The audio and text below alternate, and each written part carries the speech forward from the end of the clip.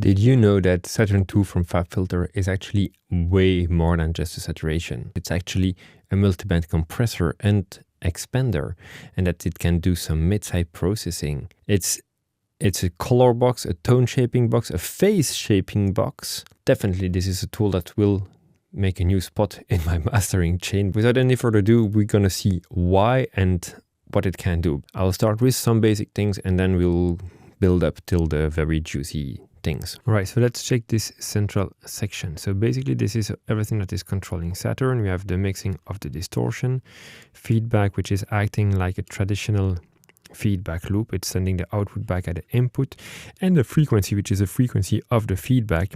That can be seen if you think about traditional microphone and feedback loops with a microphone and a speaker. It's the distance between the speaker and the microphone. Of course, you can make several bands and adapt either the colors of the saturation, the amount of the drive, and everything per band. We have this part, which is actually a compressor or expander. Turning to the right, you are squeezing the sound, compressing the sound, and turning it to the left, you are expanding. And this is happening post feedback. For sound design, this is a great tool. You can add feedback density to things and ducking them. But for mastering, this is a very neat part, because it happens often that I need to control the dynamics of the low end and sometimes create a bit more clarity by creating some expansion. About the dynamics, we can check this here in plugin Doctor. I have my instance of Saturn. Let's go here like that. And now I'm playing with the dynamics.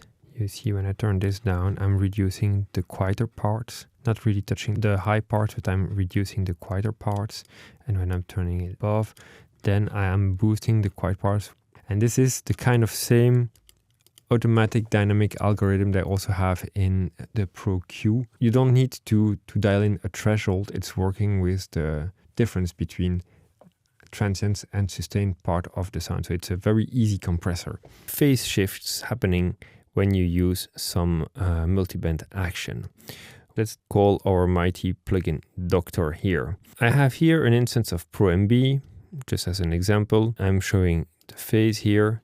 And you have classic phase rotation at the point where the cut is happening. This is dynamic phase. If I have minimum phase, this is way stronger, of course. And this is really like classical low cut type of phase rotation. Of course, if you go to linear phase, then you don't have this problem. But as we all know, linear phase has other issues. But let's now have a look at Saturn, right? Because this is what's important. What is this crazy shape? Well, that's the first thing that is quite interesting and that can be surprising, is that what I want to show you is how the drive is impacting the phase. Little note about this, it's not something new. It has already been described in 1975 by Schaffer and Oppenheim, explaining that actually for any nonlinear system, the amount of drive induces, when you get close to that ceiling, induces a change in the phase of the inherent signal. Another thing is Zolzer in 2011 in Digital Audio Effects talks about this in the multiband processing chapter, that for any multiband processing being applied, when you recombine multiple bands being driven at different amounts, the total phase of the signal gets affected. So nothing new, nothing weird, but something to be aware of and to pay attention while using multiband distortion. Now I turn the second band on. Both are at 0, so I don't have any gain applied here. I just have two bands turned on, and you see that just by turning this on, I'm changing the phase. I even have some rotation happening here. Look at this, how crazy this is. When I'm turning on a 36 decibel per octave, I have a switch coming back here at 5K where I have nothing here. And look, when I switch the band on and off, just turning the band on and off has impact on the phase. So I'm not saying it's bad. You have to train your ear and pay attention to it. This is the first really important takeout of this video. It's a wild beast you have to pay attention to, but we're going to see some practical examples of that. Another thing that's interesting is here. Look, when I turn on the drive now, I'm changing the phase as well. So the drive has not only an impact on the harmonic spectrum, but also on the phase. Second one. Look here when I push the drive, and this is really interesting. If I change the type of distortion, I'm also changing the curves of the phase. So changing the types of distortion while using Saturn II in multiband mode, the distortion is not only changing the color but also the phase relationship. Little note here on the linear phase mode is that, well, when you turn it on, it's making it flatter, but the low end is not totally flat. Look, I have several bands. Now I see the different points, but the lower part, the phase rotation is still happening, right? And the impact of the distortion is always happening as well, because this is a byproduct of the non-linearity of the distortion, not of the phase of the filters, but they work all together. So if you're adding distortion on a phase signal, you are changing at two aspect things, right? So here we see the non-linearity of the distortion being band limited, and here we see the non-linearity of the filters even with no distortion. So these are two different behaviors, but they work together. Little disclaimer here, touching to the phase of an overall mix on a master bus, so changing the phase of all the sounds together is not the same at all as changing the phase of one sound inside a mix. If you want to know more about phase, I made a whole phase Bible. There is a playlist on my YouTube channel, so feel free to check that one. It can make or break a mix, and unfortunately there is no absolute truth about that, because it's really depending on a track, from a track to another one. So the only rule there is here so far is just use your ears and find a nice spot where things can work nicely. Beware, if you want this to be always transparent, use linear phase, but when you use the linear phase mode, always pay attention to the pre-ringing, is it smearing the transients or not. Without any further ado, we're going to dive now in Ableton. I'm going to load a track of mine for copyright issues, turning the two bands off, and let's play FabFilter on and off here.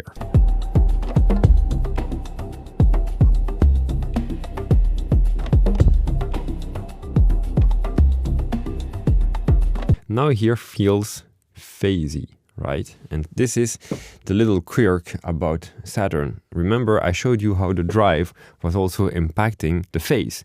If you want to use properly Saturn and not messing up things, don't adjust your filters with the bands turned off, or don't adjust it and then turn the band off, because it will change not only the harmonic content but also the phase. This is the first very important notice. You have to be cautious. You have to understand the physics of the tool. It's not like I'm choosing a band, I'm turning it up or I'm turning it down, I'm driving it, and I can just bypass things. We're going to listen to how it's already changing the perception of the cohesiveness of the low end, right? Without Saturn,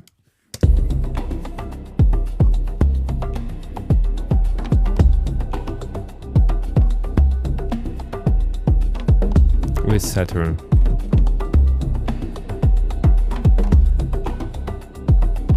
Let's loop just that kick. One impact might be easier.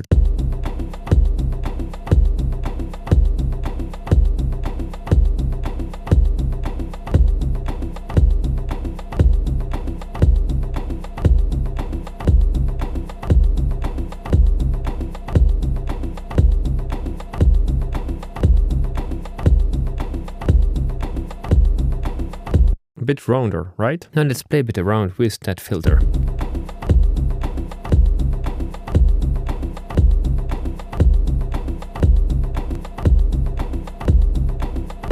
Now all of a sudden it's lighter.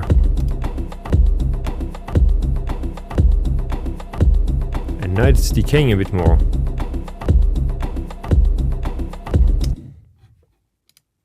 Let's listen and listen. Linear phase.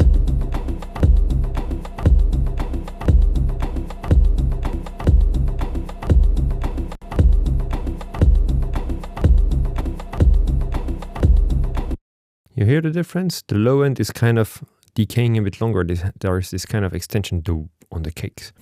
Let's fiddle a bit around.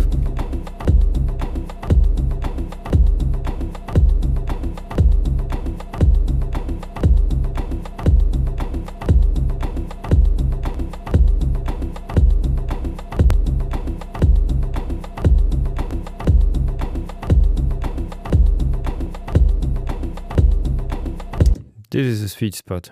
Do you hear what I was saying about the low-end extension? Pay attention really to the subs and listen with headphones or with proper subwoofers. This is dry.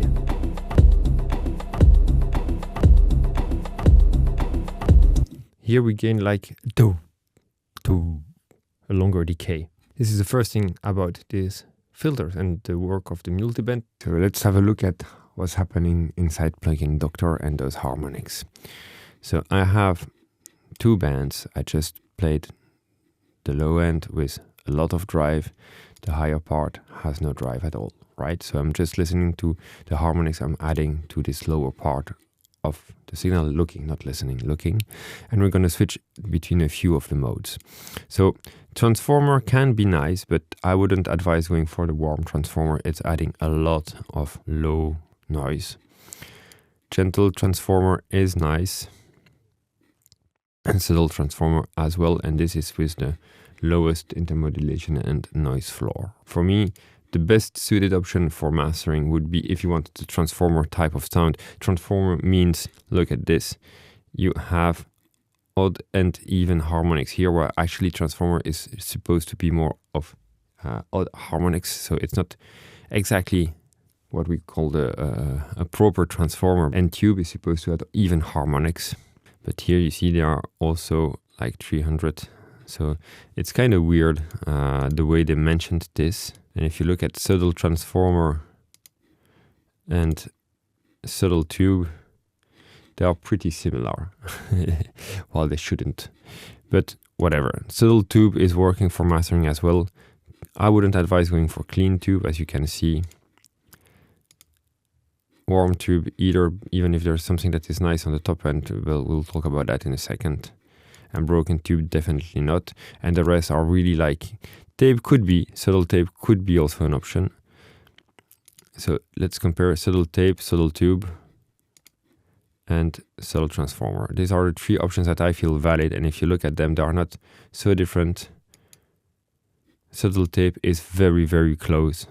See here, subtle tape and subtle transformer. The only thing is that's changing are the intensity of those two first harmonic, and it's not that much of a difference. Subtle tape, subtle transformer is like just a tiny, tiny little bit. But in fact, what's changing is the phase response between those modes. I just dialed in 3 bands to show you a bit something. I'm driving this a lot. You see the drive has a little impact here on the phase. And I'm switching subtle tube, subtle tape, and subtle transformer. There is a little change in phase as well. Not crazy, but a little. So you know, it's changing a bit the harmonics, not that much, and it's changing also a bit the phase. But there's one really important thing about Saturn that I didn't mention yet, and it's the internal oversampling. We're going to look at this with intermodulation distortion. Let's dial in intermodulation distortion, and you see I'm going to turn down the drive, adding a little bit. And this is already funny because you see that even with no drive at all, I'm driving the signal. So the only way to avoid any drive is to really like bypass the whole thing. And even doing so, it's not the same as bypassing the plugin. So even with everything bypassed, the plugin is already inducing some harmonic distortion. And this is a thing to be aware if you want just to add a little bit of color at mastering stage. Sometimes you can turn the plugin on but turn everything off and it's already doing something. Now let's turn on this band. And even you see with the band on and nothing as drive, it's already adding a lot. And this is what we were hearing, in fact, in the previous track. It's not only that I was playing with the phase, I was playing with the phase and the interaction of phase and harmonics. Now I'm turning on the drive. Let's look without oversampling. I'm going to go full band for this example. It's going to be more useful like that. So I'm turning on the drive. This is off, right? So I'm turning on the drive. And what we see here, first we see the harmonics here building up, and slowly what we will see is here a curve coming down. And this is basically aliasing.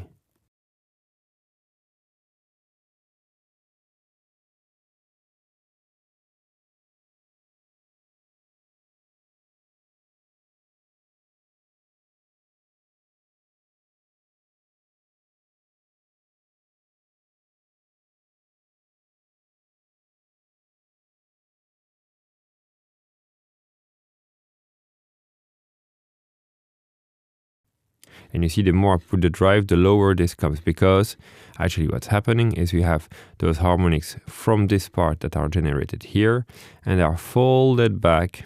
This is aliasing, folded back down, and the more drive I'm adding, the more harmonics I'm creating, and the more mess I'm creating down there, right? To a point where the low end can become very dirty and very messy. But look now, when I turn on the oversampling, this goes down a lot lower, right? Of course, if you look at the linear analysis,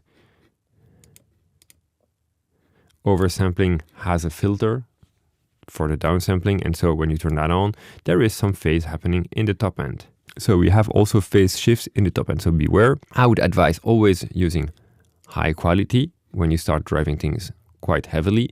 If you drive them a little bit, then it's a question of what is the sound you're after. Again, there is not an average rule.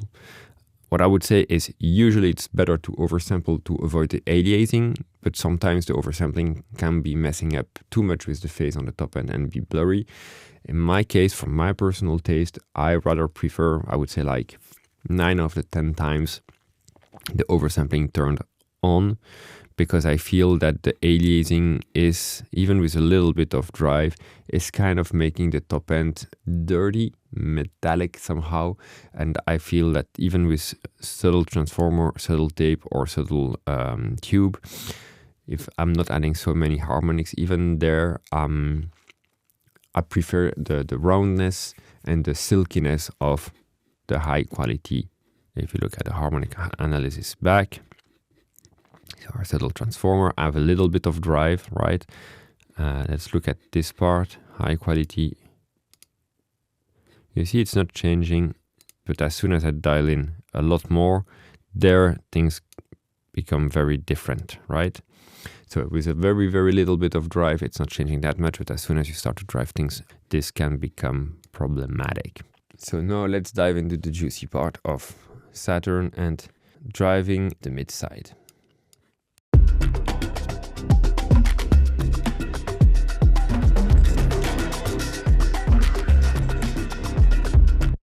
I'm pushing it way too far, but so you listen. Here we are only driving the mid part, the mono.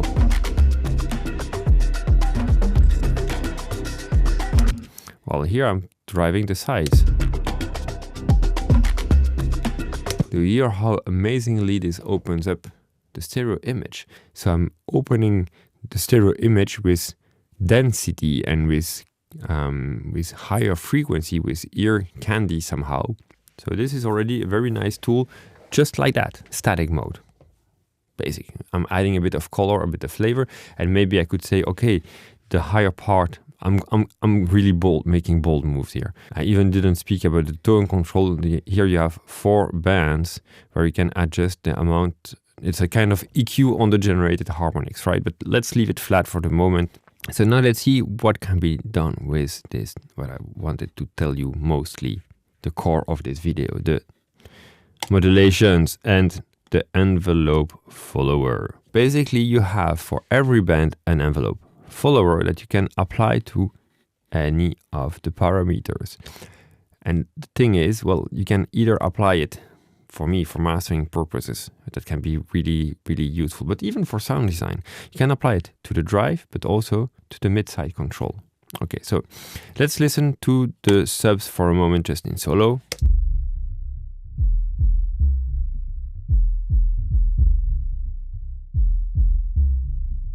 This is dirty, right?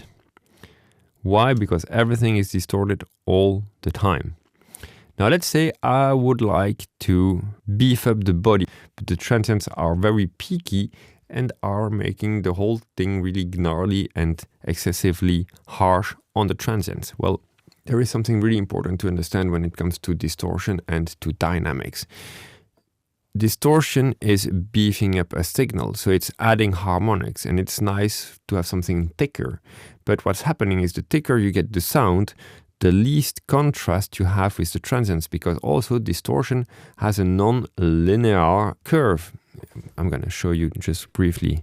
We have here Saturn, and this is the transfer curve. How many decibels come in for how many decibels go out. And at a certain point, which is defined by the amount of drive you are going to add, at a certain point, I'm clipping. This is soft clipping or saturation are kind of same, right? So I'm rounding off, I'm controlling the dynamics. So saturation is both a tool that controls the color, like an EQ would do, but by adding harmonics that are not there, the EQ is just touching what is there. The distortion is adding things that weren't there, but it's also controlling the dynamics. And so by saturating things more, you can blurry and you can't mask transients. Imagine if you have a pure sine wave playing at one frequency and then you have a burst of noise coming from a transient. On a spectral aspect, the transients will pop out because the frequencies present in that transient are playing at a moment where there is no sound at all. The more you add distortion, actually the more you create kind of noise, the more frequency there is, the more density there is, and so your transients will not pop out as much. Let's not talk about the envelope follower mode, because this is where the magic happens, right? So here down below we see add modulator, and I can choose for envelope follower, right? This means that actually the signal, the incoming signal, will trigger an envelope that I can assign to any parameter. So I can drag this to the drive, and I can choose the amount of envelope being applied either positively or negatively. So the envelope can either duck the amount or increase the amount, reduce or increase.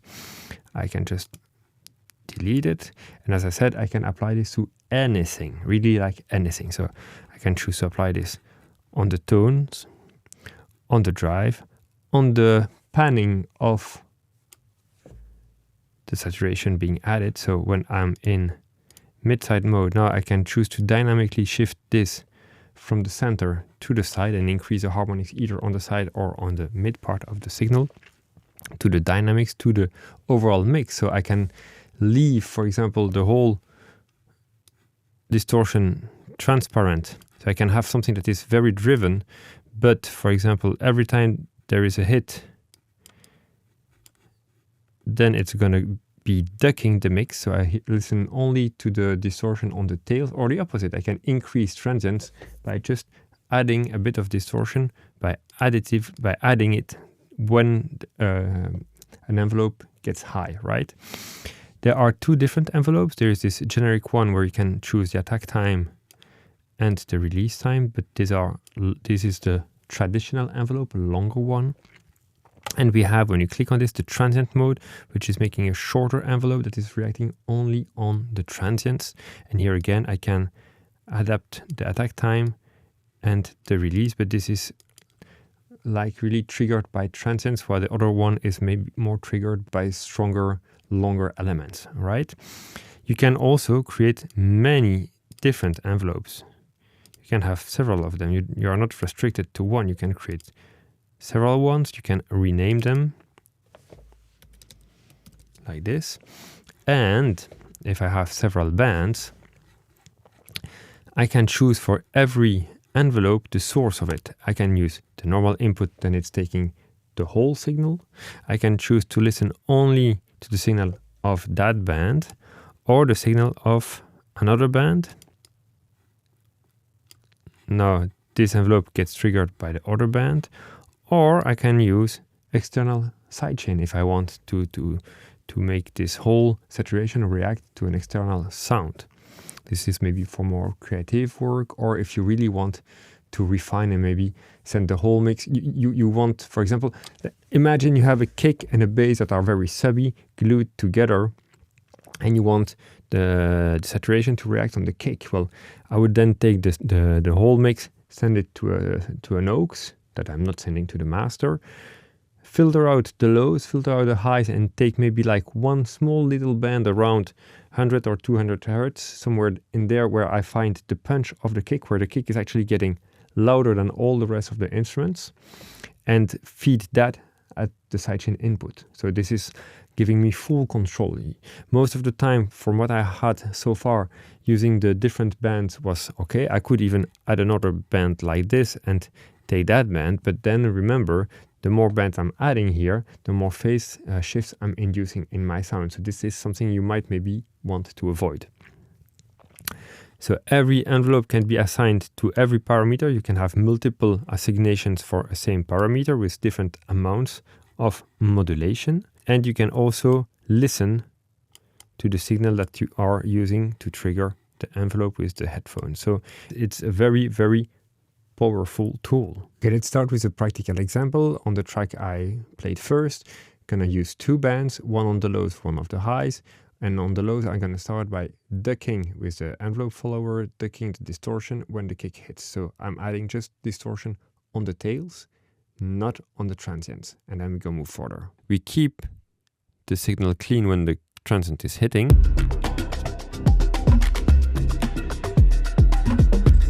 And we are adding behind,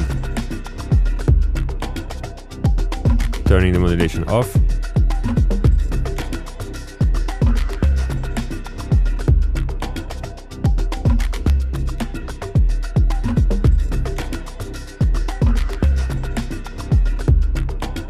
So this is pretty nice, but that's not all. Let's get back to my other band. Turning it back on. So we have this little drive on the side.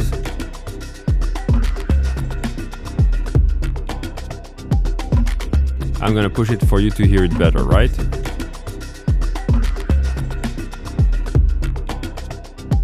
Just like this is already pretty beautiful. It's really like opening the mix. I like it, but there's more. What I'm gonna do here is that I can either use this first envelope generator to control things on this band or use another one. And we're going to see why this can be very interesting. This is for the moment listening to the whole input, right? But I can say to listen to just the band one. And for the kick, I might do that because I want this, and I'm going to rename it. It's low envelope. Or even low transient. And so I can use this as a detection to trigger the top end. So I can make the top end harmonically, dynamically controlled by the lows.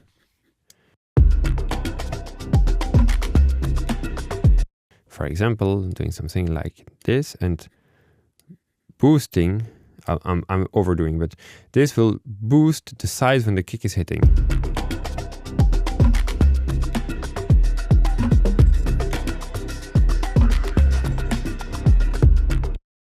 And out of a sudden, now we have a track where the sides are actually jumping at you every time the kick hits. And it's making the whole track a lot more dynamic. Let's listen with and without FabFilter. Without.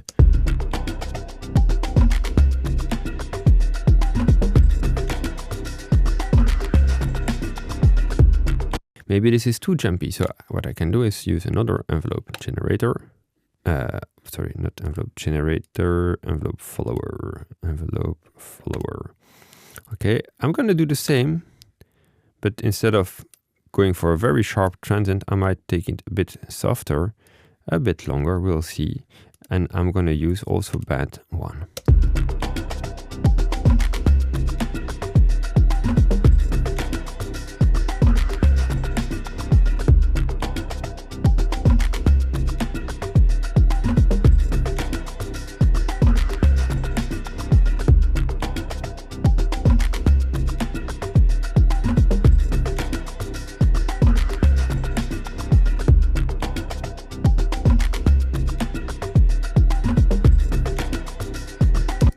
And of course, you can adjust the amount of level of modulation for each of those envelopes. So this is low I'm going to call it N. Even if it's transient, I know this is smoother, right?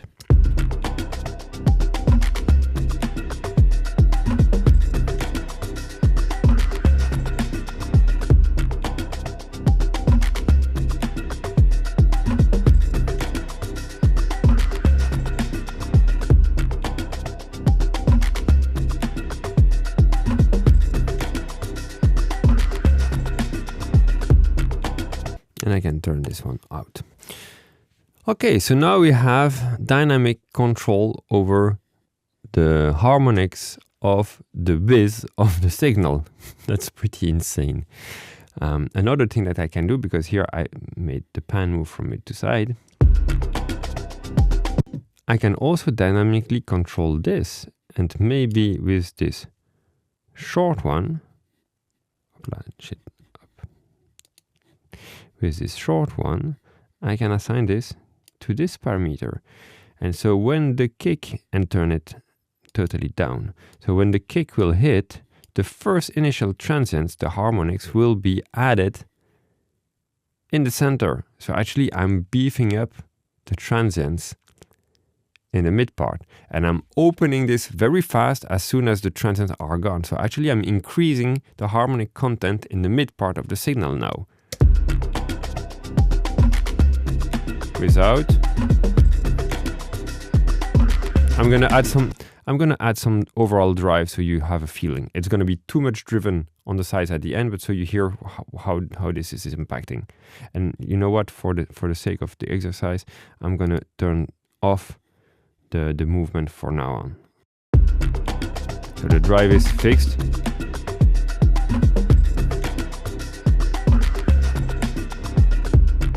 And now let's listen to the movement from mid to side of those harmonics.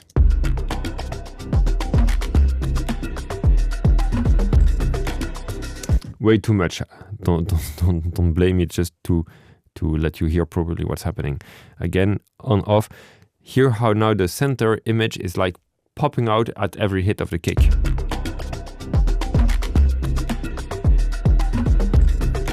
Without. It's crazy. I'm both opening the mix because I hear at the end the sides coming out, but I'm opening the mix and increasing the feeling of the impact of the kick in the mid part. It's kind of crazy to do both at the same time. I have an increase in the mids and an increase in the sides. Way too much, I agree.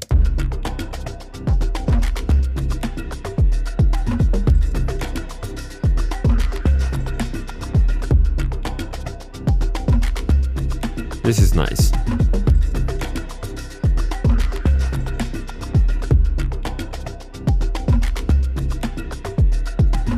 I feel more punch in the mid part and I have more open sound. And now that I've done this, I can go back to my dynamic control and add the dynamic control where the harmonics are coming.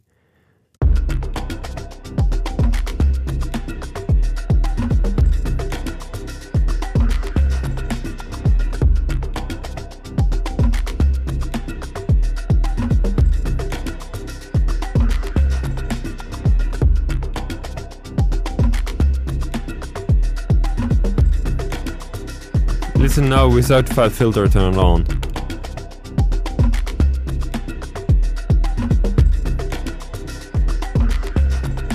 Amazing, right? I mean, you have to be cautious, and for every step here I push things a little bit too much. I wouldn't go so far for a proper mastering, but see how this is bringing the whole track through life. The whole track is now breathing, pumping and moving, and it's moving just controlled by the dynamics of the track itself. And this is very, very, very crazy. It's beefing up things, it's blending things together, it's controlling the dynamics, it's controlling the harmonics in a way. I don't know any other plugin who does that. And to be honest, just here, it's too much for sure, but listen how the track came to life. Without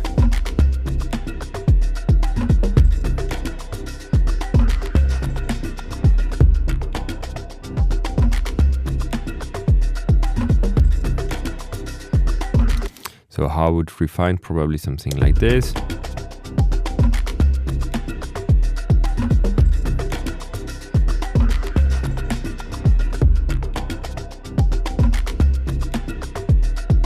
Here on the kick, I feel there is something a bit too much. I would probably use this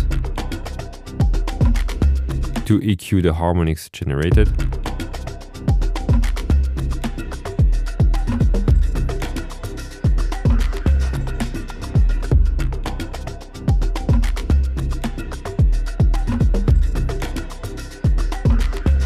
Add a bit more punch by adding expansion.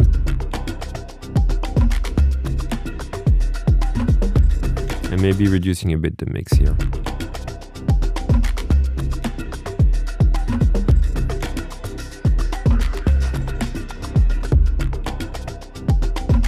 Okay, let's turn off the loop and let's listen to the rest of the track.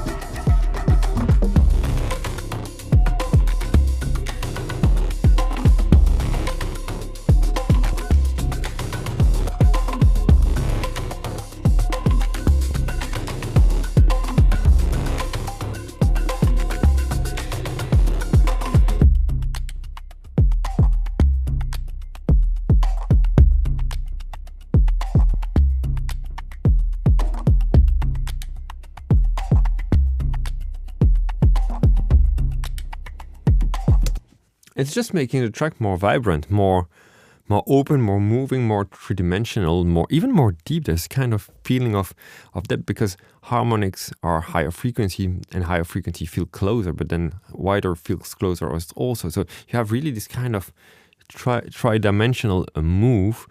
I think really this is truly amazing. And now that we have set up all this, maybe we can choose which mode do we prefer, the high quality or the non-oversampled.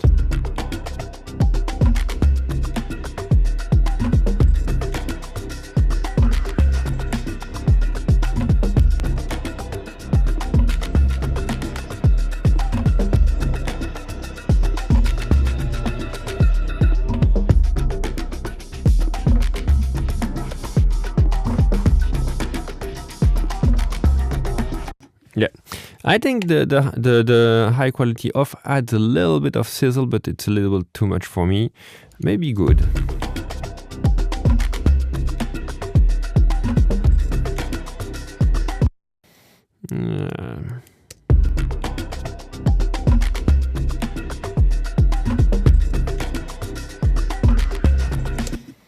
Yeah, no.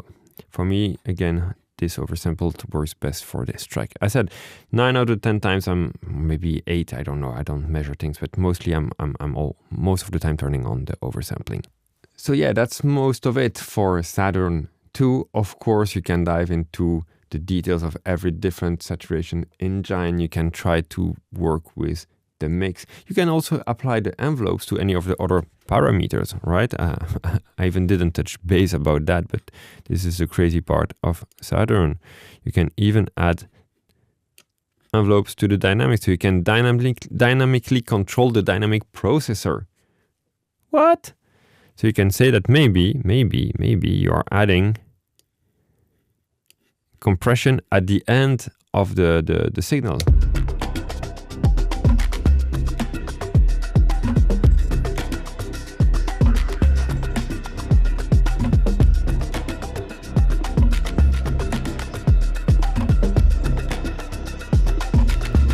So I'm creating expansion when the transient hits,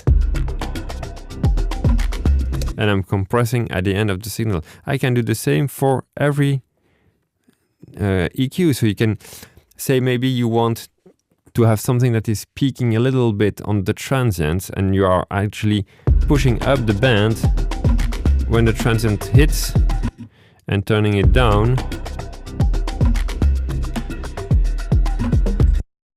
So you have dynamic control over the EQ. I mean, it's kind of infinite. And if you've been patient enough to watch this video so far, your geekiness needs to be rewarded with what I think is the geekiest part of the plugin.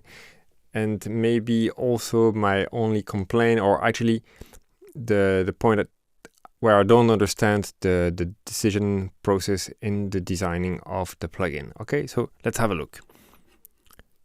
If you look at the harmonics, we could say like, okay, I'm driving and there is too much of high-end harmonics. So to tame these, I'm going to use those bands, right? Okay, so let's say I'm doing this, and this. So I'm taming the top end and I'm reducing the harmonics on the upper part, right?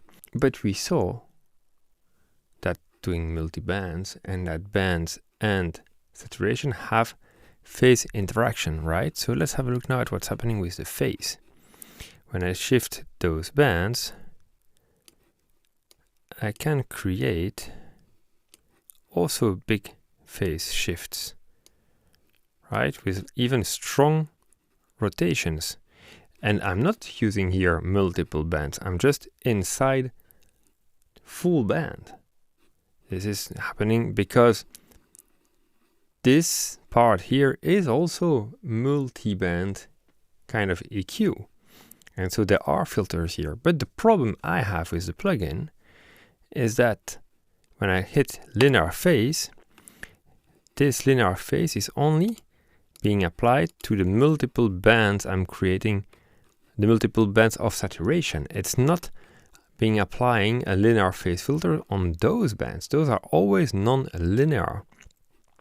So whatever I do, I'm always messing my phase up with this. I can't choose to not mess up the phase. And of course, if I start to have this happening on multiple bands with different amounts of drive and different ranges, things can start to become very nasty. It's a detail, but it's not such a detail. And lastly, talking about phase and things that you may not see, is that of course when I'm using a modulation, for example, my example before when I was using the envelope follower, here I have a fixed signal, so it's not going to be of any use to use an envelope follower, but I could use an LFO, for example, to explain it to you. And I modulate the drive. Of course, because I'm modulating the drive, I'm also modulating the phase, right? Now, what really matters is the sonic result, right? So you don't need to overthink things. I'm saying that it's good to know things, to know to pay attention. But at the end, if it sounds right, it is right. And phase modulation is an inherent aspect of audio. So don't start to think that you can't use the plugin because of that. It's just something that I believe it's important to know, so you can take it into consideration. And it's another aspect to pay attention, or to, yeah, I'm touching my eye, but I mean to pay attention with your ears, right? As I said at the beginning of the video, my purpose here was not to do a tutorial on Saturn 2. I just wanted to show you the little things that I believe makes a huge difference using this plugin in regard of other distortions. And for me, the most magic part is the envelopes applied to the drive and to the mid-side distribution of the harmonics. I hope it was helpful. I hope you will want now to dive into your own plugin and try things out, because this is the whole purpose of things, is trying things on your own and making your own decisions, making your own presets, or actually, workflows, I think. As for me, as I said at the beginning of the video, I felt really bad about myself that I didn't dive so deep into this tool. I just saw it as a traditional saturator with some bells and whistles, with some feedback that was nice for sound design, but I never saw the depth of things and how I could use this for mastering by turning in low amounts. I mean, the idea is here not to squash signals, it's just to beef things up a little bit, to add a bit of density, a bit of movement, a bit of 3D. And for that one, it is truly amazing. So yeah, Take care, tweak your knobs, pay attention, listen wisely, and see you soon for another video. Cheers.